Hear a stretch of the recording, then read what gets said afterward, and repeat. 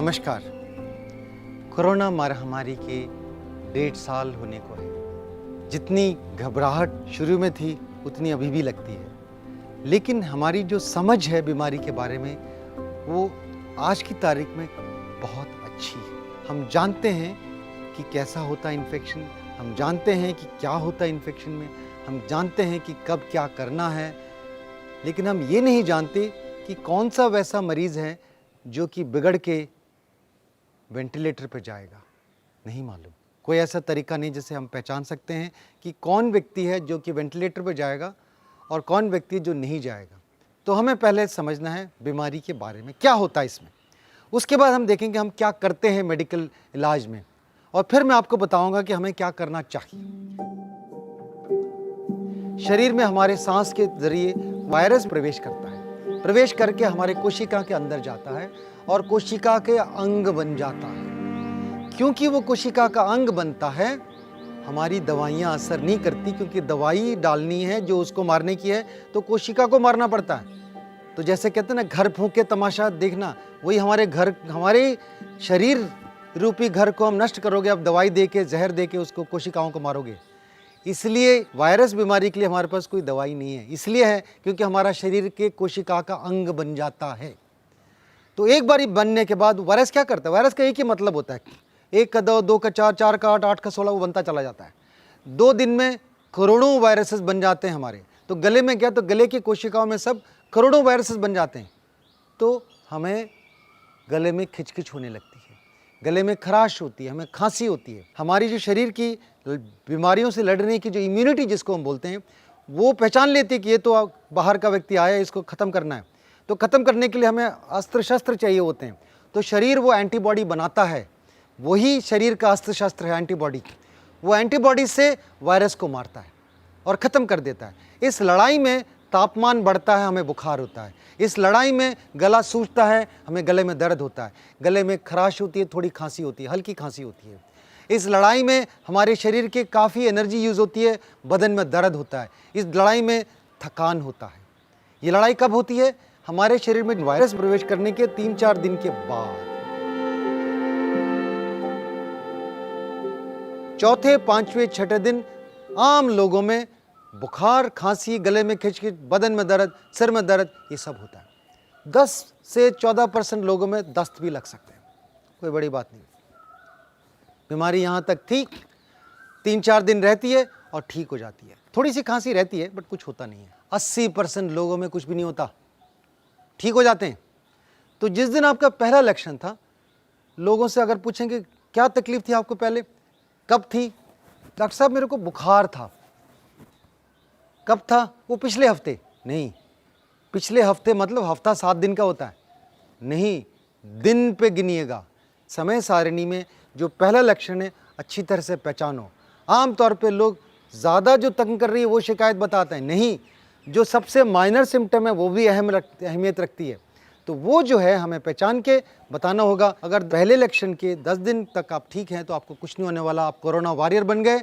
आप 80% उन लोगों में हैं जिनमें कुछ भी नहीं होने वाला। 15-20% लोगों में बीमारी 5 दिन के बाद एक नया मोड़ लेती है। 15-20% लोगों में बीमारी एक खतरनाक मोड़ लेती है। क्या होता है इनमें? इनमें जो है फेफड़ों में खून जमने लगता है, हमारी धमनियों में। भाई ये क्यों होता है? वायरस का निमोनिया हो गया क्या? हाँ, यही गलती करी थी शुरू के 5-6 महीनों में। सभी ये सोचते रहे कि दूसरे 5वें दिन के सेट में 7-8 दिन में वायरस का निमोनिया हो रहा है। नहीं, अब जो तकलीफ है वायरस की वजह से नहीं है। वायरस की वजह से जो हमारे शरीर में एंटीबॉडीज़ जो बनी, जो अस्त्र शस्त्र बने थे वायरस से लड़ने के लिए, उससे होता है। वो कैसे होता है? उसमें क्या होता है कि वायरस जो है उसके प्रोटीन होती है जिसको कि हमारे जो अस्त्र जो है, जैसे गाइडेड मिसाइल बोलते हैं ना, कि वो वायरस है, वो पहचाने उसके मारो, ऐसी एंटीबॉडीज़ हैं, अटैक करके मारते हैं। लेकिन उसके जैसे दिखने वाली हमारे शरीर में कोशिकाएं हमारे फेफड़ों में वायरस जैसे दिखती है, तो वो जो है अटैक वहाँ कर देती है। जहाँ अटैक करती है हमारी धमनियों में, उसमें जो उसका जो चिकनाहट है वो ख़त्म हो जाता है और वहाँ खून जमने लगता है। साधारणतः किसी में भी जिनमें कोई बीमारी नहीं है, उनमें हमारे शरीर के धमनियों में खून नहीं जमता। जब ऐसे अटैक होता है तभी जमता है। तो इन मरीजों में जो कि 15-20% है कोरोना में जिनको इन्फेक्शन होता है, उनमें धमनियों में खून जमने लगता है। जब जमने लगता है तो खून का दौरा नहीं होता। हमारे फेफड़े हमें हवा से ऑक्सीजन लेके हमारे खून तक पहुंचाती है। ये अदला बदली ऑक्सीजन का हवा से खून में नहीं हो पाता। जब नहीं हो पाता हमें सांस फूलने लगता है, दम घुटने लगता है। ये निर्भर करता है कि कितने फेफड़े खराब हैं। अगर फेफड़े ज़्यादा खराब हैं तो ज़्यादा दम घुटेगा, फेफड़े कम खराब हैं तो कम दम घुटेगा। तो ये जो खतरनाक मोड जो है 5 दिन के बाद पहचान सकते हैं क्या हम? हाँ, हम पहचान सकते हैं। वो लोग जिनका बीमारी खतरनाक मोड ले रही है, उनमें बुखार तेज होने लगता है 5वें दिन में, उनमें खांसी ज़्यादा बढ़ने लगती है। तो ये मेन 3 लक्षण हैं, जो कि दम घुटना, बुखार तेज होना और खांसी का बढ़ना, जिसमें कि कुछ बलगम नहीं निकलता। क्योंकि निमोनिया नहीं है, निमोनिया में बलगम निकलता है, इसमें बलगम नहीं निकलता क्योंकि खून जमा हुआ है, इसलिए वो दिक्कत हो रही है, इसलिए सांस लेने में दिक्कत है। तो ये 3 चीज़ें लक्षण हैं जो बीमारी की खतरनाक मोड़ हमें बताती है। और इसके बाद अगर आपने पहचाना नहीं इसको, तो आपकी सारी धमनियाँ धीरे धीरे बंद हो जाती हैं, पूरे फेफड़े धीरे धीरे खराब हो जाती हैं। फिर डायबिटीज़ और गुर्दों की बीमारी, लिवर की बीमारी, इन सब लोगों में और ज़्यादा खतरा बढ़ जाता है। तो इन लोगों में बीमारी जो है पूरा जो है आदमी को ख़त्म कर देता है। तो ये मोड हमें नहीं पहुंचना है। हमें पहला जो खतरनाक मोड शुरू हो रहा है, वहीं पे हमें बीमारी को पकड़ना है, पहचानना है और रोकना है।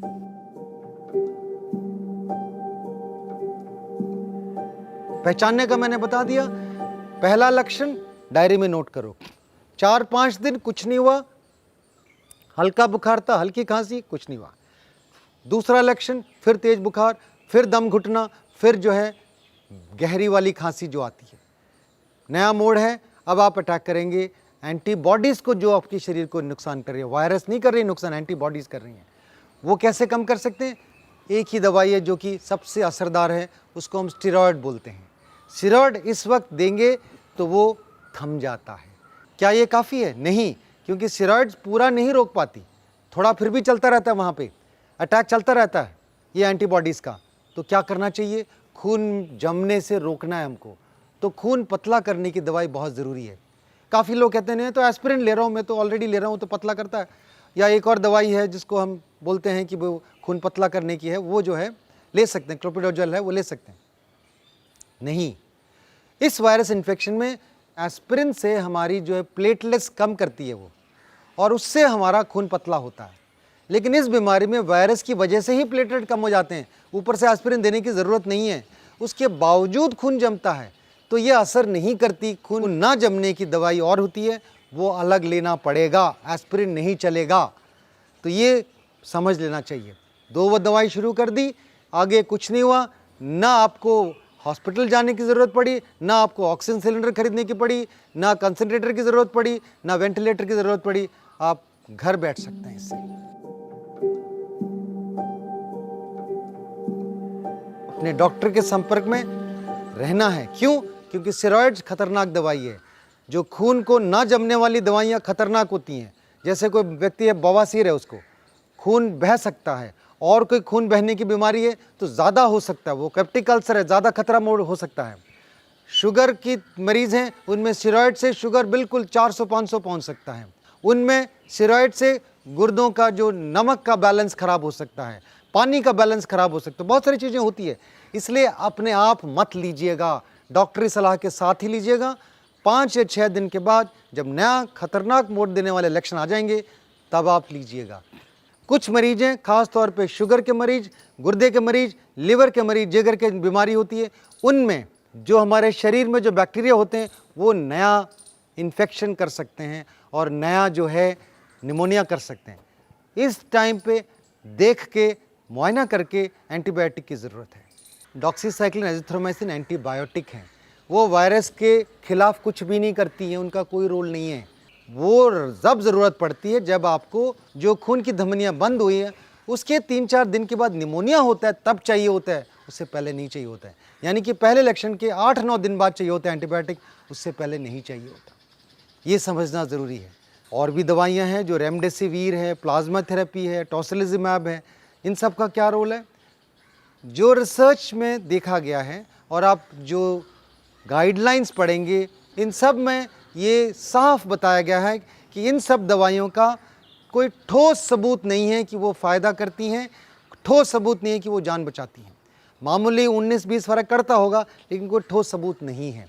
तो बेकार में मेरे मरीज़ हैं कुछ 90,000 का एक इंजेक्शन लेके आए हैं, तो घर बेच के लोग लेके आते हैं, मरता क्या ना करता। नहीं, ऐसे मत करिएगा। आपके पास नहीं है, अस्पताल वाले नहीं दे रहे हैं, तो मत लीजिएगा। बेकार में पैसा खर्च करने की ज़रूरत नहीं है। आप केवल खतरनाक मोड पहचान के, सस्ती दवाई है स्टेरॉयड, सस्ती दवाई है जो खून को ना जमने वाली दवाइयाँ हैं, उससे आप अपने बीमारी को कंट्रोल कर सकते हो। इस वाले जो बीमारी बढ़ी है उसमें जो वायरस है उसको टेस्ट करें तो 1/3 वायरस नेगेटिव निकलता है कोरोना ही, लेकिन टेस्ट नेगेटिव निकलता है। लोग टेस्ट नेगेटिव निकलते हैं, खुश हो जाते हैं, लेकिन वो दूसरे को संक्रमित कर सकते हैं, इधर उधर घूम के सबको फैला देते हैं। नहीं, आपको शक है तो बगैर मास्क के मत जाइएगा, बाहर मत जाइएगा, अपने आप को अलग कर दीजिएगा। इन लोगों में हम आगे देखेंगे, सीटी स्कैन या कुछ करेंगे तो हम देखेंगे कि फेफड़े बिल्कुल कोरोना वायरस जैसे ही है, जो लंग बनता है, जो फेफड़े में जो खराबी होती है। तो इसलिए आप सतर्क रहें। नेगेटिव का मतलब नहीं कि आप वाकई में नेगेटिव है, पहली चीज़। दूसरी चीज़, टेस्ट करने में रिजल्ट में 2-3 दिन लग सकता है, तो इतने दिन में हो सकता है कि आपका बीमारी खतरनाक मोड़ ले रहा हो। नहीं, आपको पहचानना है उसको पहला लक्षण देख के, और पहला लक्षण देख के स्टेरॉयड अगर लेंगे तो फिर गड़बड़ है। पहला लक्षण देख के डिजिटल सेंसर से ऑक्सीजन देने की ज़रूरत नहीं है। 5 दिन के बाद भी ज़रूरी नहीं है। 8-9 दिन के बाद अगर आपको सांस फूलने लगता है सब दवाइयों के बावजूद, 1-2% लोग हैं जिनमें होता है, आपने ये लिया है तो भी हो सकता है। ये आप देखिए कि आपको क्या लक्षण है, उसके हिसाब से डॉक्टरी सलाह लेके इलाज शुरू करें। तो मैं बहुत साफ तरीके से दोहराऊंगा। एक पहला लक्षण दिन डायरी में नोट करिएगा। 5 दिन के बाद भी नया लक्षण है या कोई और लक्षण नहीं है, कोई और लक्षण नहीं है तो आप कोरोना वॉरियर हैं।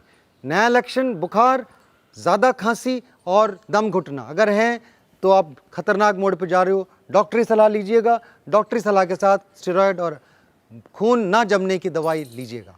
अस्पताल जाने की ज़रूरत ना पड़े वही सबसे अच्छा है। और अपनी समझदारी से अपने आप को, अपने घर वालों को, अपने दोस्तों को आप खतरनाक मोड से बचा सकते हैं और खुद भी सुरक्षित रह सकते हैं। धन्यवाद।